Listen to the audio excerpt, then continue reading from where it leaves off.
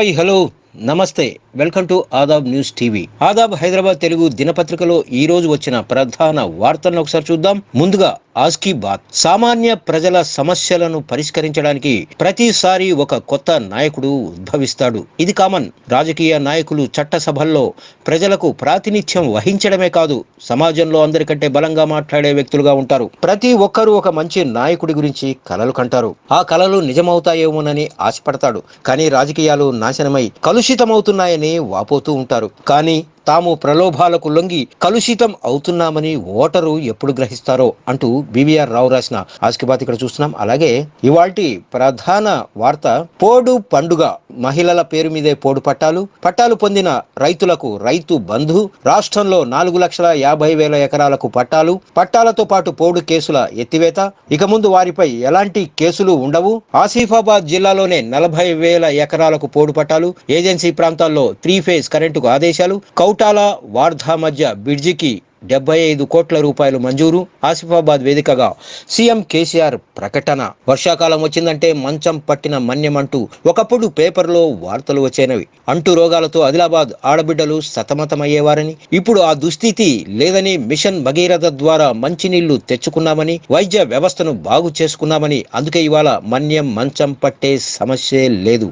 ఒక ఆసిఫాబాద్ జిల్లాలోనే 40,000 ఎకరాలకు గిరిజన పోడు పట్టాలిస్తున్నాం. రేపటి నుంచి మీ మంత్రి ఎమ్మెల్యేలు ఈ 40,000 పై చిలుకు ఎకరాల భూమిని వెంటనే అందజేస్తారు. రానున్న 3 రోజుల్లోనే పట్టాలు అందుతాయి. ఎవరెవరు ఆదివాసీలు గిరిజన బిడ్డలకు 3 ఫేజ్ కరెంటు లేదో వాళ్లకు రాబోయే 2-3 నెలల్లోనే పొలాలకు 3 ఫేజ్ కరెంటు ఇవ్వడం జరుగుతుంది. పోడు భూములు కొట్టుకున్నందుకు ఆదివాసీ గిరిజన బిడ్డల మీద గతంలో కేసులు పెట్టారు. ఒకవైపు పట్టాలు ఇచ్చి ఆ కేసులు అలాగే ఉంచితే తలా తోక లేనట్లు అవుతుంది. కాబట్టి వెంటనే ఆ కేసులను ఎత్తివేస్తామంటూ సీఎం కేసీఆర్ చేసిన వ్యాఖ్యల్ని ప్రధాన వార్తగా ఇక్కడ చూస్తున్నాం. అలాగే ఖమ్మం నుంచే బీఆర్ఎస్ పతనం. తెలంగాణ పీపుల్ కోసమే భట్టి పీపుల్స్ మార్చ్. కేసీఆర్ అభివృద్ధి భ్రమలను తొలగించాం. పాదయాత్ర అంశాలే కాంగ్రెస్ మేనిఫెస్టో. ప్రజల కష్టాలను బట్టి దగ్గర నుంచి చూశారు. జూలై 2న తెలంగాణ జనగర్జన సభకు రాహుల్ గాంధీ. సభకు ఆటంకం కలిగిస్తే అడ్డుగోడలు కూల్చివేస్తాం. బట్టి పాదయాత్రపై స్పందించిన రేవంత్ రెడ్డి అంటూ ఒక వార్త చూస్తున్నాం. అలాగే ఢిల్లీ యూనివర్సిటీ ముగింపు ఉత్సవాలు కార్యక్రమంలో పాల్గొన్న భారత ప్రధాని నరేంద్ర మోడీ పర్యటన వేళ యూనివర్సిటీ పరిధిలో పలు ఆంక్షలు. బ్లాక్ డ్రెస్ వేసుకోవద్దని ఆదేశాలు. విద్యార్థి సంఘాల నేతల అరెస్ట్ అనే వార్త కూడా ఇక్కడ చూస్తున్నాం. అదేవిధంగా ఉమ్మడి పౌర స్మృతికి వేగంగా అడుగులు. ఈ పార్లమెంటు సమావేశాల్లోనే బిల్లు పెట్టే ప్రయత్నాలు. బీజేపీ వేస్తున్న అడుగులపై అనేక అనుమానాలంటూ ఒక వార్త ఇక్కడ కనిపిస్తోంది. అలాగే అరుదైన గౌరవం అందుకోనున్న కేంద్ర మంత్రి కిషన్ రెడ్డి. ఐక్యరాజ్య సమితి నుంచి ఆహ్వానం. వచ్చే నెల 10 నుంచి 14 వరకు న్యూయార్క్ లో హై లెవెల్ పొలిటికల్ ఫోరం సమావేశం. ఈ భేటీలో ప్రసంగించనున్న Kishan Reddy global tourism development and sustainable development అంశంపై స్పీచ్. హెచ్ఎల్పీఎఫ్ ఆహ్వానం అందుకున్న తొలి కేంద్ర మంత్రిగా కిషన్ రెడ్డి రికార్డు అంటూ ఒక వార్త చూస్తున్నాం. అలాగే మేరా భారత్ మహాన్. 8వ ఆసియా ఛాంపియన్ గా భారత్. ఫైనల్లో 42-33తో ఇరాన్ ను చిత్తు చేసిన భారత జట్టు.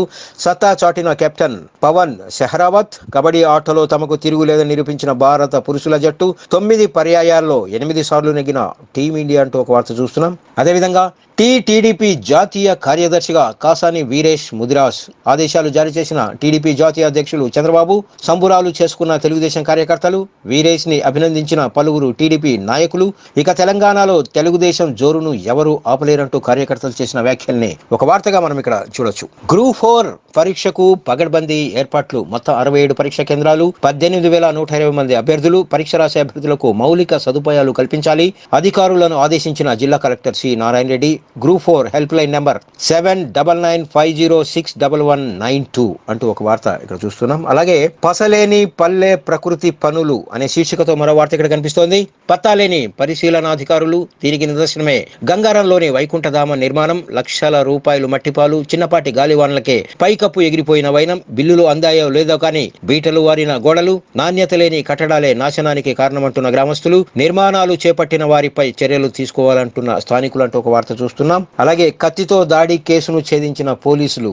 4 నిందితుల అరెస్ట్. కత్తి, ఒక ఫోన్ స్వాధీనం. వివరాలు వెల్లడించిన సూర్యాపేట డీఎస్పీ నాగభూషణం అనే వార్త కూడా కనిపిస్తోంది. ప్రైవేట్ విద్యా సంస్థలతో కుమ్మక్కైన ఎంఈఓ విద్యార్థుల తల్లిదండ్రుల జేబులను ఖాళీ చేస్తున్న విద్యాసంస్థలు, ప్రైవేట్ విద్యాసంస్థల ఆగడాలపై కన్నెత్తి చూడని ఉన్నతాధికారులు, దేవరకొండ ఎంఈఓపై అధికారులు చర్యలు తీసుకోవాలి. ప్రైవేటు విద్యాసంస్థలు అధికారులపై నల్లగొండ జిల్లా కలెక్టర్ స్పందించాలి. బీఎస్పీ దేవరకొండ నియోజకవర్గ అధ్యక్షులు రమావత్ రమేష్ నాయక్ చేసిన వ్యాఖ్యల్ని ఒక వార్తగా మనం ఇక్కడ చూస్తున్నాం. అదేవిధంగా ఘనంగా స్వచ్ఛత పఖ్వాడా ముగింపు వేడుకలనే వార్త కూడా కనిపిస్తోంది.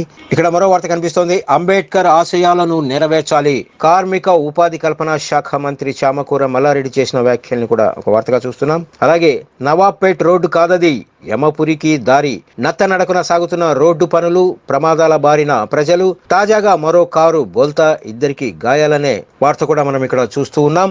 ఇవి ఈరోజు ఆదాబ్ హైదరాబాద్ తెలుగు దినపత్రికలో వచ్చిన ప్రధాన వార్తలు. రేపటి కార్యక్రమంలో మళ్ళీ కలుద్దాం.